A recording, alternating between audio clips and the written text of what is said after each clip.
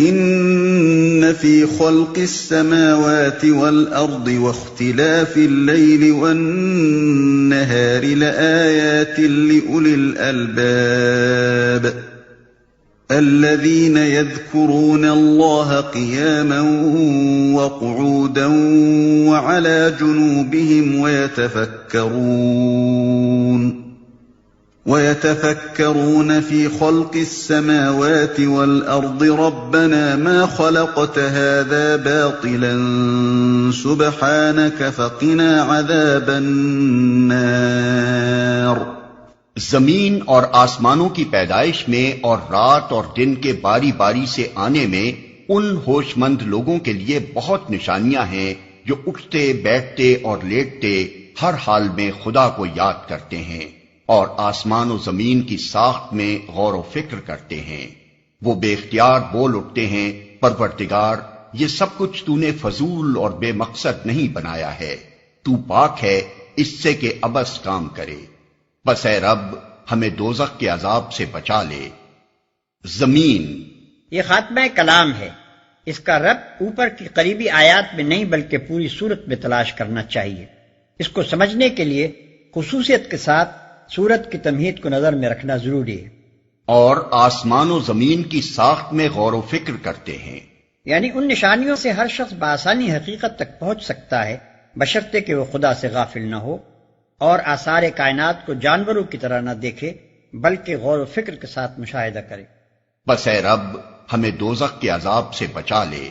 جب وہ نظام کائنات کا بغور مشاہدہ کرتے ہیں تو یہ حقیقت ان پر کھل جاتی ہے کہ یہ سراسر ایک حکیمانہ نظام ہے، اور یہ بات سراسر حکمت کے خلاف ہے کہ جس مخلوق میں اللہ نے اخلاقی حس پیدا کی ہو، جسے تصرف کے اختیارات دیے ہوں، جسے عقل و تمیز عطا کی ہو، اس سے اس کی حیات دنیا کے اعمال پر باز پرس نہ ہو اور اسے نیکی پر جزا اور بدی پر سزا نہ دی جائے۔ اس طرح نظام کائنات پر غور و فکر کرنے سے انہیں آخرت کا یقین حاصل ہو جاتا ہے اور وہ خدا کی سزا سے پناہ مانگنے لگتے ہیں۔ ربنا انك من تدخل النار فقد اخزيته وما للظالمين من انصار۔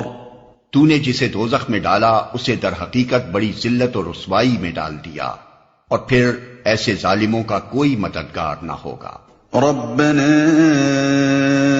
اننا سمعنا مناديا ينادي للإيمان ان آمنوا بربكم فآمنا ربنا فاغفر لنا ذنوبنا وكفر عنا سيئاتنا وتوفنا مع الأبرار۔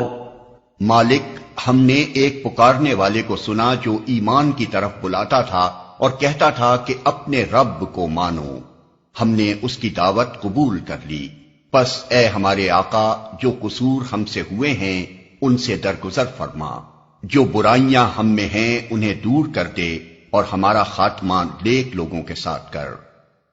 ہم نے اس کی دعوت قبول کر لی۔ اسی طرح یہی مشاہدہ ان کو اس بات پر بھی مطمئن کر دیتا ہے کہ پیغمبر اس کائنات اور اس کے آغاز و انجام کے متعلق جو نقطہ نظر پیش کرتے ہیں اور زندگی کا جو راستہ بتاتے ہیں وہ سراسر حق ہے۔ ربنا وآتنا ما وعدتنا على رسلك ولا تخزنا يوم القيامة إنك لا تخلف الميعاد۔ خدا بندہ جو وعدے تو نے اپنے رسولوں کے ذریعے سے کیے ہیں ان کو ہمارے ساتھ پورا کر، اور قیامت کے دن ہمیں رسوائی میں نہ ڈال، بے شک تو اپنے وعدے کے خلاف کرنے والا نہیں ہے۔ یعنی انہیں اس امر میں تو شک نہیں ہے کہ اللہ اپنے وعدوں کو پورا کرے گا یا نہیں، البتہ تردد اس امر میں ہے کہ آیا ان وعدوں کے مصداق ہم بھی قرار پاتے ہیں یا نہیں۔ اس لیے وہ اللہ سے دعا مانگتے ہیں کہ ان وعدوں کا مصداق ہمیں بنا دے اور ہمارے ساتھ انہیں پورا کر، کہیں ایسا نہ ہو کہ دنیا میں تو ہم پیغمبروں پر ایمان لا کر کفار کی تضحیک اور طعن و تشنی کے ہدف بنے ہی ہیں، قیامت میں بھی ان کافروں کے سامنے ہماری رسوائی ہو اور وہ ہم پر پھتی کسیں کہ ایمان لا کر بھی ان کا بھلا نہ ہوا۔ فاستجاب لهم ربهم أني لا أضيع عمل عامل منكم من ذكر أو أنثى بعضكم من بعض فالذين هاجروا وأخرجوا من ديارهم وأوذوا في سبيلي وقاتلوا وقتلوا لأكفرن عنهم سيئاتهم ولأدخلنهم جنات تجري من تحتها الأنهار ثوابا من عند الله والله عنده حسن الثواب۔ جواب میں ان کے رب نے فرمایا، میں تم میں سے کسی کا عمل ضائع کرنے والا نہیں ہوں، خواہ مرد ہو یا عورت، تم سب ایک دوسرے کے ہم جنس ہو۔ لہذا جن لوگوں نے میری خاطر اپنے وطن چھوڑے اور جو میری راہ میں اپنے گھروں سے نکالے گئے اور ستائے گئے اور میرے لیے لڑے اور مارے گئے، ان کے سب قصور میں معاف کر دوں گا اور انہیں ایسے باغوں میں داخل کروں گا جن کے نیچے نہریں بہتی ہوں گی۔ یہ ان کی جزا ہے اللہ کے ہاں، اور بہترین جزا اللہ ہی کے پاس ہے۔ تم سب ایک دوسرے کے ہم جنس ہو، یعنی تم سب انسان ہو اور میری نگاہ میں یکساں ہو۔ میرے ہاں یہ دستور نہیں ہے کہ عورت اور مرد، آقا اور غلام، کالے اور گورے، اونچ اور نیچ کے لیے انصاف کے اصول اور فیصلے کے معیار الگ الگ ہوں۔ اور بہترین جزا اللہ ہی کے پاس ہے۔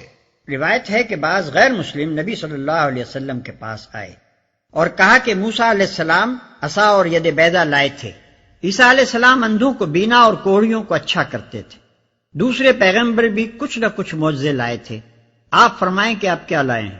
اس پر آپ نے اس رکوع کے آغاز سے یہاں تک کی آیات تلاوت فرمائیں اور ان سے کہا میں تو یہ لایا ہوں۔ لا يغرنك تقلب الذين كفروا في البلاد۔ اے نبی، دنیا کے ملکوں میں خدا کے نافرمان لوگوں کی چلت پھرت تمہیں کسی دھوکے میں نہ ڈالے۔ متاع قلیل ثم مأواهم جہنم وبئس المہاد۔ یہ محض چند روزہ زندگی کا تھوڑا سا لطف ہے، پھر یہ سب جہنم میں جائیں گے جو بدترین جائے قرار ہے۔ لیکن الذین اتقوا ربهم لهم جنات تجری من تحتها الانہار خالدین فیها نزلا من عند اللہ وما عند اللہ خیر للابرار۔ برعکس اس کے جو لوگ اپنے رب سے ڈرتے ہوئے زندگی بسر کرتے ہیں، ان کے لیے ایسے باغ ہیں جن کے نیچے نہریں بہتی ہیں، ان باغوں میں وہ ہمیشہ رہیں گے۔ اللہ کی طرف سے یہ سامان ضیافت ہے ان کے لیے، اور جو کچھ اللہ کے پاس ہے نیک لوگوں کے لیے وہی سب سے بہتر ہے۔ وَإِنَّ مِنْ أَهْلِ الْكِتَابِ لَمَنْ يُؤْمِنُ بِاللَّهِ وَمَا أُنْزِلَ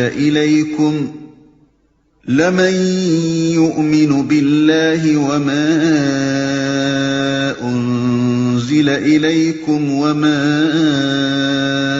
أُنْزِلَ إِلَيْهِمْ خاشعين لله لا يشترون بآيات الله ثمنا قليلا أولئك لهم أجرهم عند ربهم إن الله سريع الحساب۔ اہل کتاب میں بھی کچھ لوگ ایسے ہیں جو اللہ کو مانتے ہیں، اس کتاب پر ایمان لاتے ہیں جو تمہاری طرف بھیجی گئی ہے، اور اس کتاب پر بھی ایمان رکھتے ہیں جو اس سے پہلے خود ان کی طرف بھیجی گئی تھی۔ اللہ کے آگے جھکے ہوئے ہیں اور اللہ کی آیات کو تھوڑی سی قیمت پر بیچ نہیں دیتے۔ ان کا اجر ان کے رب کے پاس ہے، اور اللہ حساب چکانے میں دیر نہیں لگاتا۔ یا أيها الذين آمنوا اصبروا وصابروا ورابطوا واتقوا الله لعلكم تفلحون۔ اے لوگو جو ایمان لائے ہو صبر سے کام لو، باطل پرستوں کے مقابلے میں پامردی دکھاؤ، حق کی خدمت کے لیے کمر بستہ رہو اور اللہ سے ڈرتے رہو، امید ہے کہ فلاح پاؤ گے۔ باطل پرستوں کے مقابلے میں پامردی دکھاؤ۔ اصل عربی متن میں صابرو کا لفظ آیا ہے، اس کے دو معنی ہیں۔ ایک یہ کہ کفار اپنے کفر پر جو مضبوطی دکھا رہے ہیں اور اس کو سربلند رکھنے کے لیے جو زحمتیں اٹھا رہے ہیں، تم ان کے مقابلے میں ان سے بڑھ کر پامردی دکھاؤ۔ دوسرے یہ کہ ان کے مقابلے میں ایک دوسرے سے بڑھ کر پامردی دکھاؤ۔